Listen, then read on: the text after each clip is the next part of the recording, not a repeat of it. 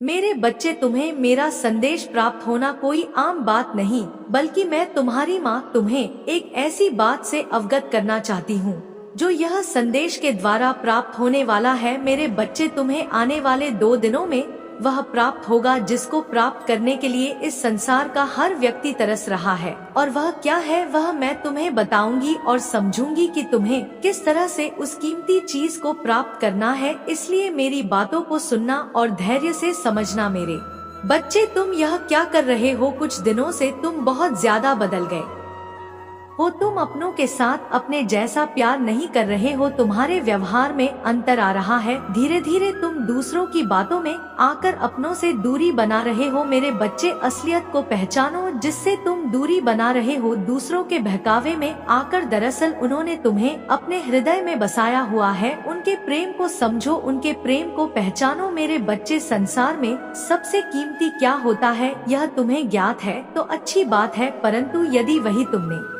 ज्ञात नहीं किया है तो मैं स्वयं तुम्हें ज्ञात कराऊंगा। रखो कि अपनों का प्यार बहुत ज्यादा कीमती होता है इस संसार में।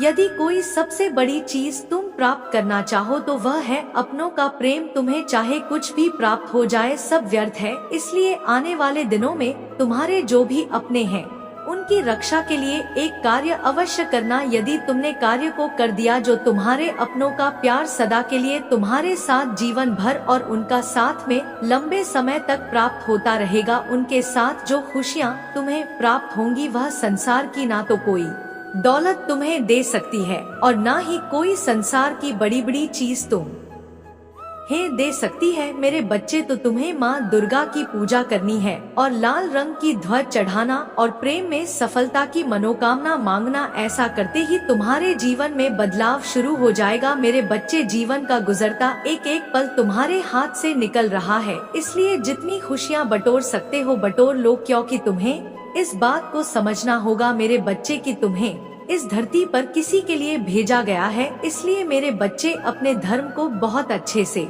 निभाना सीखो और प्यार को अपनी शक्ति बना लो, क्योंकि मेरे बच्चे, प्यार जैसे तुमको सब में दिखाओगे तो वैसे ही तुम्हें सबसे भी प्रेम प्राप्त होता है। और प्राप्त किया प्रेम तुम्हारे लिए शक्तिशाली शक्ति बन और तुम्हें हर कार्य में वह शक्ति सफलता दिलाएगी। तुम मेरी इस बात का विश्वास करो। यदि तुम ऐसा करते हो तो संसार में जीत और केवल जीत होगी, यह मैं तुम्हें विश्वास दिलाती हूँ।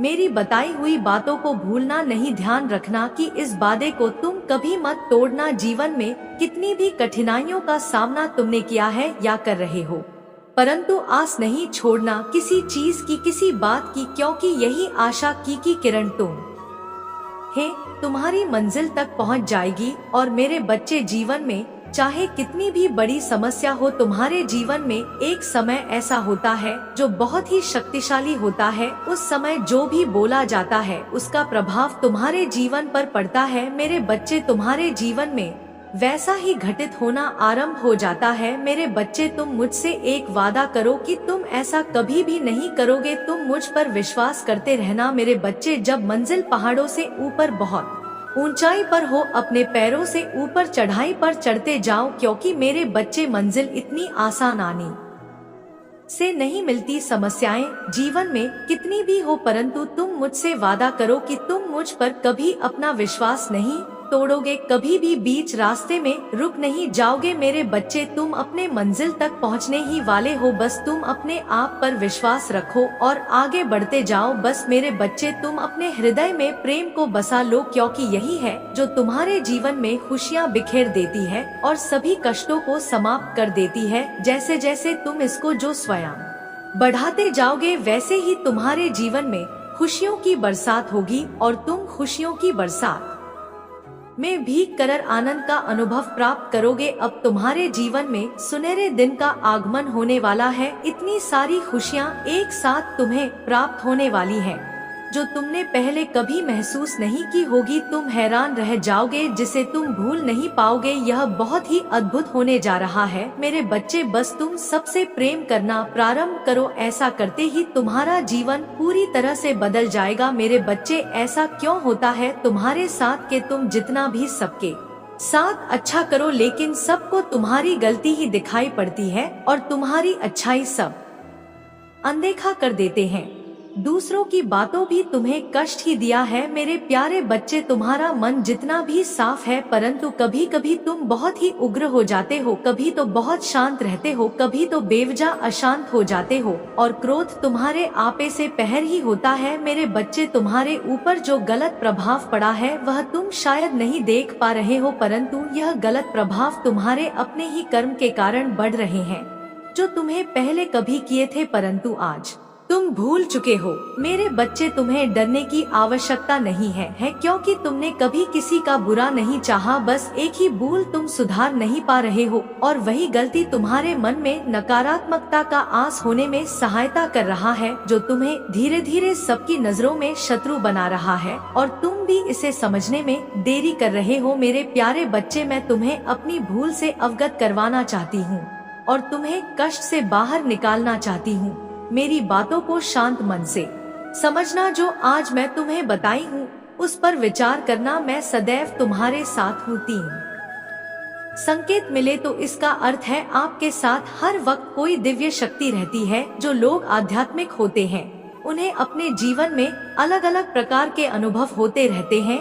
ऐसे लोगों में भावनात्मक क्षमता अत्यधिक होती है, जिसके कारण यह प्रकृति के उन तत्वों से भी तालमेल रख पाते हैं जिन्हें अन्य व्यक्ति देख नहीं पाते। इसी प्रकार ऐसे लोगों के साथ सदैव कोई दिव्य शक्ति रहती है जो इनका मार्गदर्शन करती है और सहायता मांगने पर तुरंत सहायता भी प्रदान करती है। तो चलिए जानते हैं ऐसे विशेष 3 संकेतों के बारे में। पहला संकेत, आधी रात के समय अथवा ब्रह्मा मुहूर्त में एक विशेष ध्वनि कंपन के रूप में महसूस होना। हमारा पूरा ब्रह्मांड ध्वनि के कंपन से ही उत्पन्न हुआ है। जिन लोगों के साथ वह दिव्य शक्ति होती है उन्हें यह ध्वनि बीच बीच में सुनाई पड़ती है। कई बार तो ऐसा प्रतीत होता है मानो सपने में वह ध्वनि सुनी हो। दूसरा संकेत, अकेले होते हुए भी ऐसा अनुभव होना कि कोई आपके साथ है। कई बार आप अकेले बैठे होंगे और आपको अनुभव होगा कोई आपके मन में विचार डाल रहा है।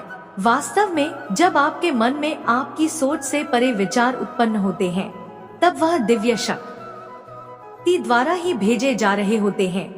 तीसरा संकेत, जब भी आप किसी संकट में होते हैं और ईश्वर को पुकारते हैं तब अचानक ही कोई अनजान आपकी सहायता कर देता है या अपने आप ही आपकी समस्या हल हो जाती है। वास्तव में वह दिव्य शक्ति आपकी हर पुकार को सुनती है और उसका समाधान भी करती है। यदि आपके साथ घटित होता है और आपको यह संकेत मिलते हैं तो वह दिव्य शक्ति आपके साथ ही रहती है, किंतु आप उन्हें तभी देख सकते हैं जब आप भौतिक नेत्रों को बंद करके दिव्य नेत्रों के द्वार खोलेंगे। भौतिक नेत्रों से हम केवल भौतिक संसार और माया को ही देख सकते हैं।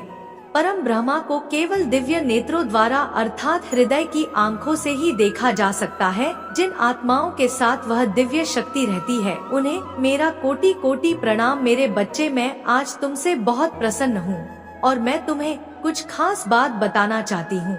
जिन बातों को आज तक मैं तुमसे छुपाती रही तुम्हें कभी बताया नहीं, क्योंकि उन बातों को जानने का समय अब आ चुका है। और उसका कारण केवल यह है कि तुमने वह एक ऐसा कार्य किया है जिसको करके तुमने मेरे दिल को बहुत प्रसन्न किया है। इसी कारण मैं तुम्हें उस बात को बताना चाहती हूँ जिसे जानने के बाद तुम्हें आश्चर्य होगा, लेकिन तुम्हारी आंखें भी खुली की खुली रह जाएंगी। किस चीज में पड़े हुए हो, सब चिंताओं को छोड़ दो। इस बात का ध्यान रखो मेरे बच्चे, जिस प्रकार तुम्हारी जन्म देने वाली माँ तुमसे कुछ नहीं छुपाती, उसी प्रकार मैं भी तुम्हारी माँ होते हुए तुमसे कुछ नहीं छुपाना चाहती। और आज तो मैं वैसे ही बहुत ज्यादा प्रसन्न हूँ, तो मैं कुछ तुमसे छुपाना नहीं बल्कि तुम्हें ऐसा कुछ बताना चाहती हूँ जो आज तक कभी बता नहीं सकी। मेरा बच्चा इतना नादान और भोला है कि मेरे बिना कहीं कुछ बातों को समझ नहीं पाएगा, इसलिए आज मुझे कुछ बातें स्पष्ट रूप से बता देनी जरूरी होंगी जिनको ध्यानपूर्वक सुनना और समझना मेरे बच्चे, क्योंकि यदि तुम ध्यान से नहीं सुनोगे तो तुम्हें बातें समझ में नहीं आएंगी और तुम्हें लगेगा कि पता नहीं मैंने तुम्हें क्या बताया है, उसमें जो बताया है वह कुछ खास नहीं है ऐसा आभास होगा। इसलिए मैं तुम्हें स्पष्ट रूप से इस बात को बता देना चाहती हूँ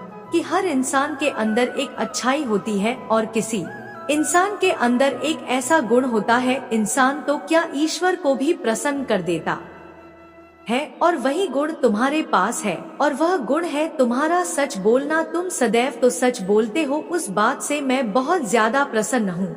और अब समय आ गया है यह जानने का कि तुमको बहुत जल्दी ही तुम्हारी एक ऐसे व्यक्ति से मुलाकात होने वाली है जो तुम्हें तुम्हारी आर्थिक मदद करने वाला है। तुम्हारी इस स्थिति से उभरने के लिए वह तुम्हें सहायता करेगा। वह इंसान तुम्हारे परिवार का सदस्य भी हो सकता है, वह तुम्हारे खानदान का सदस्य हो सकता है, वह तुम्हारा मित्र भी हो सकता है, वह तुम्हारा कोई भी अपना ही निजी व्यक्ति तुम्हारी सहायता करने से पीछे नहीं हटेगा और तुम्हारी सहायता करके तुम्हें मदद करेगा। क्योंकि मेरे बच्चे, तुम भी तो अपने माता पिता के बहुत आज्ञा मानते हो, अपने माता पिता को बहुत खुश रखते हो। तो दुनिया में जो इंसान दूसरों के साथ खुशियाँ बांटते हैं उन्हें हर चीज जल्दी ही प्राप्त होती है। जो दूसरों के दुख में दुखी होना जानता है उसकी परेशानी ज्यादा पास नहीं आती। एक ऐसा बुद्धिमान व्यक्ति जो यह समझ लेता है कि दुख और सुख का हिसाब क्या है, कोसों दूर रहता है, परेशानी से उसके जीवन में आती नहीं है।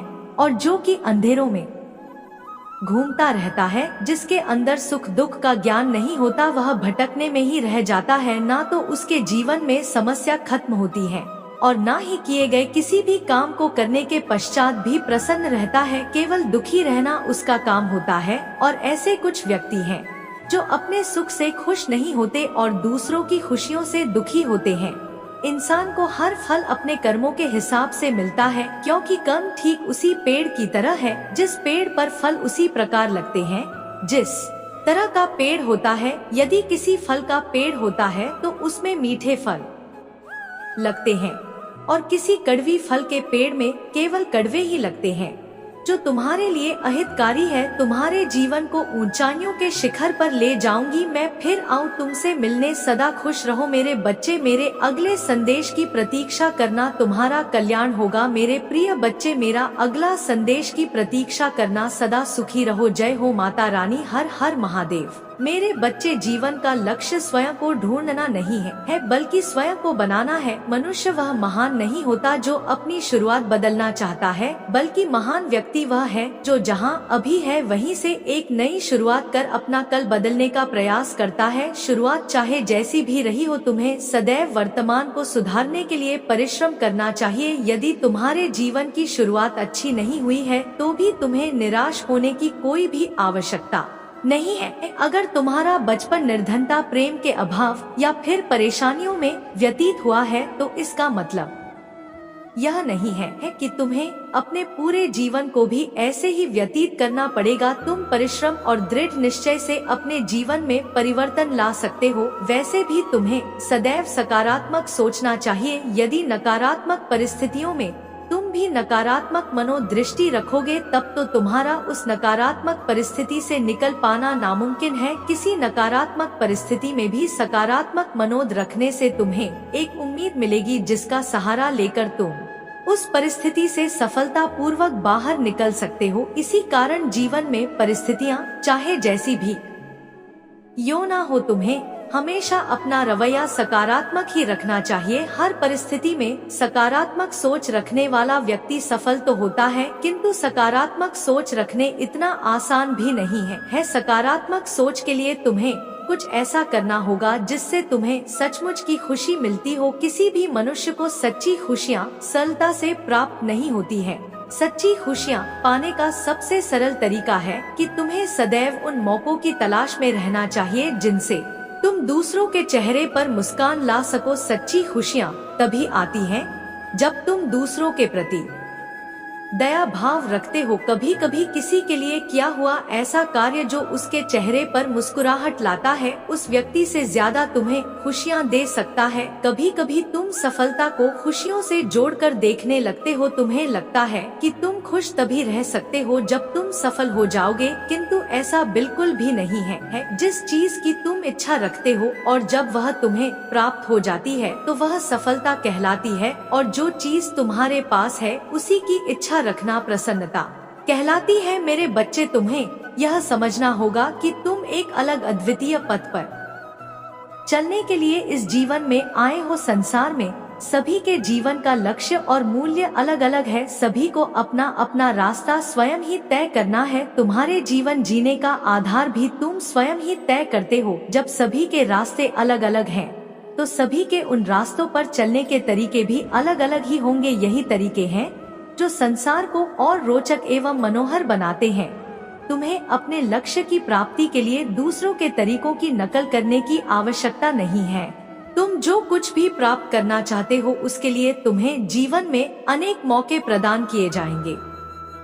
परिश्रम एवं ईमानदारी से उन मौकों पर कार्य करके तुम अपने लक्ष्य की प्राप्ति कर सकते हो। इसके अलावा तुम्हें यह बात भी समझनी चाहिए कि संपूर्ण संसार के सारे जीवों के साथ तुम इस धरती पर जीवन यापन कर रहे हो। यदि तुम इन सारे जीवों के साथ मिलकर एक दूसरे का साथ निभाओगे तो तुम्हारे लिए जीवन जीना और आसान बन सकता है। तुम्हें अपने दूसरे मनुष्यों एवं जीवों के साथ मिलकर एक दूसरे की मदद करनी चाहिए। उनकी भावनाओं को हानि नहीं पहुंचाने का प्रयास करना चाहिए। संसार के सभी जीव अपने जीवन में किसी न किसी विशाल परेशानी में जी रहे हैं, इसलिए तुम्हें सदैव सभी से प्रेम पूर्वक बात करनी चाहिए। तुम्हें हमेशा यह प्रयास करना चाहिए कि तुम सभी के प्रति दया भाव दिखाओ, क्योंकि क्या पता कब तुम्हारी कोई एक बात किसी दूसरे के जीवन को बदल कर रख दे। किसी भी व्यक्ति में आत्मविश्वास होना बहुत अच्छी बात है, किंतु तुम्हें यह याद रखना चाहिए कि कोई भी व्यक्ति तुमसे कमतर नहीं है